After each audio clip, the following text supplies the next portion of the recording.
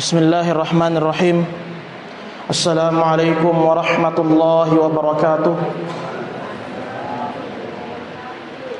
Alhamdulillah,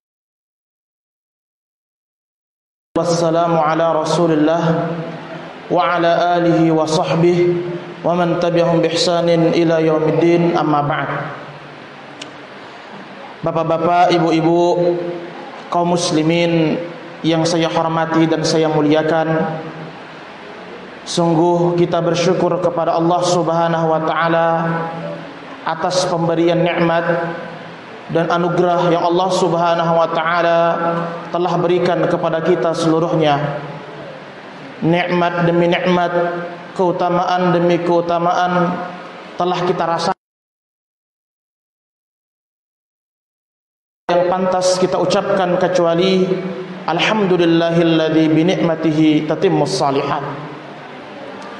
Kaum muslimin dan muslimat yang berbahagia, di bulan Ramadan yang penuh dengan keberkahan ini ada suatu ibadah yang sangat sering kita kerjakan.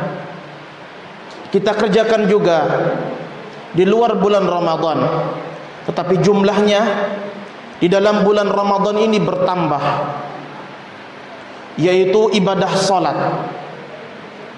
Di mana dari ibadah salat kita bertambah di bulan Ramadan ini dengan salat sunnah yang lainnya, yaitu salat tarawih. Maka ini adalah ibadah yang sangat mulia, ibadah yang sangat agung. Salat kita semakin sering mengerjakannya, tetapi terkadang suatu ibadah yang kita sering mengerjakannya itu terkadang terasa hanya begitu saja lewat ketika kita mengerjakannya. Ketika kita mengerjakannya seakan-akan itu sebuah rutinitas harian tanpa kita memahami, memaknai dan mendalami dari makna-makna salat tersebut. Maka di hari-hari yang mulia ini perlu kita mengingatkan diri-diri kita agar dari salat tarawih ataupun salat wajib dan salat sunnah-sunnah yang lainnya yang telah kita kerjakan itu bisa bernilai pahala di sisi Allah Subhanahu wa taala. Kaum muslimin dan muslimat yang berbahagia, ingatlah sabda Rasulullah sallallahu alaihi wasallam. Dari hadis Abu Hurairah radhiyallahu anhu, Rasulullah sallallahu alaihi wasallam bersabda, "Awwalu ma yuhasabu bihi al-'abdu yaumal qiyamah min 'amalihi salatuhu." Yang paling pertama kali dihisab kelak di hari kiamat dari amalan seorang hamba adalah salatnya. Wa in salahat aflaha wa anjaha. Jika salatnya itu baik, benar salatnya, bagus salatnya, maka dia akan selamat dan berbahagia. Benar salatnya, dia mengerjakan syarat-syarat dari salat tersebut, dia kerjakan dari rukun-rukunnya, kewajibannya dia tegakkan, sunnah-sunnahnya dia kerjakan. Dia mengerjakan salat tersebut dengan khusyuk, dengan hati yang hadir. Dia mengerjakan salat dengan merendahkan diri kepada Allah Subhanahu wa taala. Dia mengerjakan salat dengan harapan dan takut hanya kepada Allah Subhanahu wa taala. Maka orang yang seperti ini salatnya benar, maka dia akan aflaha wa anjaha. Dia akan menang dan berbahagia. Selamat kehidupannya, selamat timbangan amalannya setelah itu. Wa in fasadat, akan tetapi jika salatnya ini jelek, dia salat, dia tidak mengerjakan syarat-syaratnya, dia salat, kewajibannya, rukun-rukunnya dia tinggalkan, dia salat dengan cepat sekali, tidak memperhatikan tumakninah, dia salat hanya sekedar rutinitas, apalagi kalau salatnya hanya ikut-ikutan orang lain, apalagi kalau salatnya hanya seperti salatnya orang-orang munafik. Yaitu kata Rasulullah, kata Allah Subhanahu wa taala dalam surah An-Nisa, wa idza qamu ila shalah qamu kusala yura'una an-nas wa la yadhkuruna Allah illa qalila. Orang-orang munafik ini ketika mereka bangkit untuk salat, mereka qamu kusala, berdiri dalam keadaan malas. Malas mereka. Kemudian mereka tidaklah mengingat Allah Subhanahu wa taala kecuali sangatlah sedikit. Nah, ini jelek dari salatnya.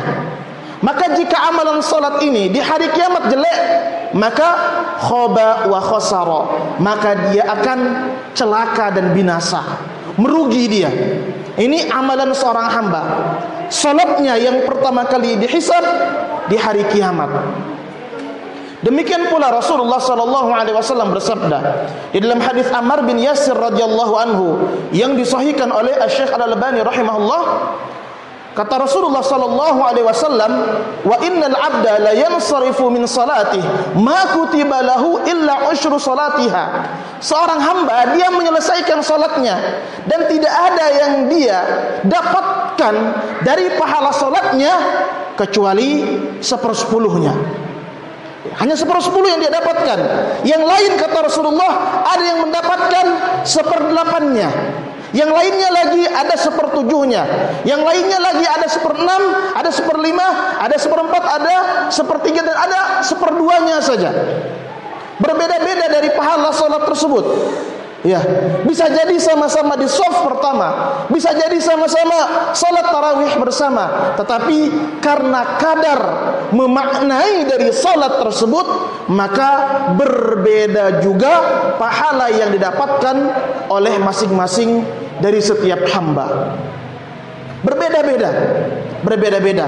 Oleh karena itu, salatnya Rasulullah sallallahu alaihi wasallam dan salatnya para sahabat radhiyallahu taala anhum ajmain sangatlah berbeda keadaannya dengan salat kita. Kalau kita terkadang salat hadir untuk salat, terkadang pikiran kita masih ingat di sawah, masih ingat di tempat-tempat yang lain. Masih terpikir dari kehidupan dunia. Berbeda dengan Rasulullah sallallahu alaihi wasallam. Di dalam hadis Anas bin Malik, Rasulullah sallallahu alaihi wasallam bersabda, "Wa ju'ilat qurratu 'aini fis shalah." Dan dijadikan kebahagiaanku itu terdapat pada salat. Jadi pada salat di sanalah Rasulullah sallallahu alaihi wasallam merasakan kebahagiaan, merasakan kenikmatan. Merasakan sesuatu kenikmatan, kelezatan yang beliau tidak dapatkan di luar salat tersebut. Oleh karena itu, ketika telah datang waktu salat, Rasulullah sallallahu alaihi wasallam memanggil muadzin beliau, Bilal. "Ya Bilal, aqimis shalah, arihna biha." Wahai Bilal, tegakkanlah salat, buatlah kami beristirahat dengan salat tersebut. Jadi salat itu adalah tempat istirahatnya Rasulullah sallallahu alaihi wasallam, istirahat dari seluruh tuntutan-tuntutan keduniaan. Dari urusan keluarga, urusan di tempat kerja, urusan di sawah, urusan di kebun, urusan apapun, seluruhnya akan terputus ketika Rasulullah sallallahu alaihi wasallam melaksanakan salat tersebut. Maka ini adalah sebuah salat yang indah. Seseorang bisa merasakan kebahagiaan dan kelezatan. Oleh karena itu, apa perkara yang paling penting yang dengannya kita bisa melaksanakan salat ini sehingga kita bisa merasakan kelezatan di dalam salat tersebut? Perkara yang paling terpenting adalah khusyuk. Al-Imam Ibnu Qayyim rahimahullah di dalam kitab beliau Madarijus Salikin mendefinisikan khusyuk itu adalah qiyamul qalbi baina yaday rabbi bil khudu'i wat tadhallul. Hati itu tegak melakukan suatu amalan, yaitu hati itu tunduk dan merendah kepada Allah Subhanahu wa taala. Ketika seorang hamba dia takbir Allahu Akbar, hamba ini hatinya tunduk dan merendah kepada Allah Subhanahu wa taala. Ketika dia takbir, dia betul-betul menyadari dia berdiri di hadapan Allah Subhanahu wa taala. Dia berdiri di hadapan Allah, Allahu Akbar, Allah yang maha besar. Dia sangat kecil, dia sangat hina, dia sedikit pun tidak ada apa-apanya dibandingkan Allah Subhanahu wa taala. Seluruh ibadah yang dia kerjakan itu seluruhnya tidak berasal dari kekuatan dan daya upayanya. Seluruhnya berasal dari Allah Subhanahu wa taala.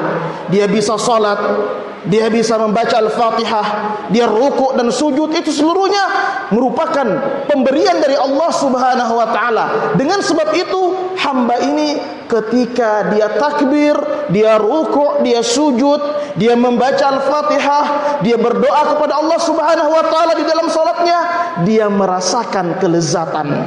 Karena dia betul-betul yakin bahwasanya dia ini adalah hamba yang hina, hamba yang rendah, hamba yang seluruh apa yang dia miliki berasal dari Allah Subhanahu wa ta'ala. Maka jika hamba ketika dia salat dia tegakkan hal ini, khusyuk kepada Allah, maka insyaallah dia akan dapatkan dari kelezatan salat tersebut. Dan yang terakhir, untuk menambah semangat kita agar salat kita menjadi khusyuk kepada Allah Subhanahu wa taala adalah, ingatlah firman Allah Subhanahu wa taala di dalam surah Al-Mu'minun ayat 1 dan 2. Allah berfirman, qad aflahal mu'minun, sungguh beruntung orang-orang yang beriman. Bagaimana sifat dari orang-orang beriman yang telah beruntung ini? Apa sifat mereka? Alladzina hum fi salatihim khashi'un. Mereka adalah orang-orang yang di dalam salat mereka khashi'un. Khashi'un adalah kata sifat, yaitu sifat mereka terus-menerus di dalam salat mereka khusyuk kepada Allah Subhanahu wa taala.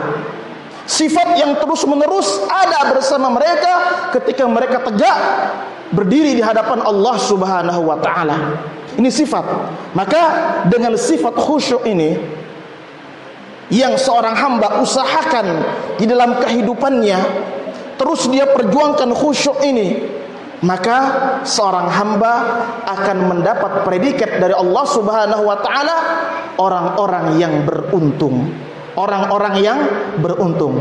Dan kaitannya sangat erat dengan bulan Ramadan dan salat tarawih yang Allah Subhanahu wa taala telah berikan kepada kita kesempatan untuk bisa mengerjakannya di bulan Ramadan yang penuh dengan keberkahan ini. Allah berikan kepada kita kesempatan untuk bisa banyak melaksanakan salat. Berarti apa? Berarti Allah menginginkan kita terus mengusahakan dari sifat khusyuk ini, sehingga kita keluar dari bulan Ramadan sebagai hamba-hamba yang khusyuk di dalam salat kepada Allah Subhanahu wa ta'ala.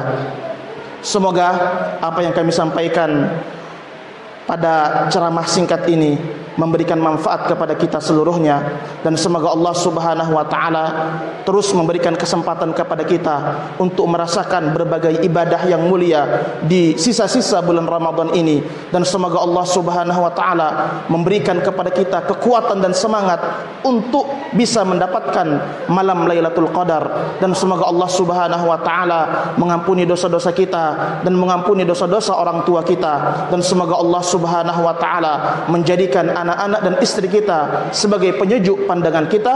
Semoga bermanfaat. Subhanakallahumma wa bihamdik, asyhadu an la ilaha illa anta, astaghfiruka wa atubu ilaik. Assalamualaikum warahmatullahi wabarakatuh.